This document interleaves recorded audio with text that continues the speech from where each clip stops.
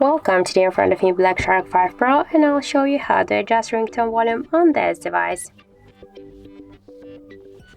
So first to do that, we should open the settings application and then scroll down to the sounds and vibration. After that we can see here the ringtone volume panel, and just to change ringtone volume, swipe to the left or to the right side with your finger this volume panel.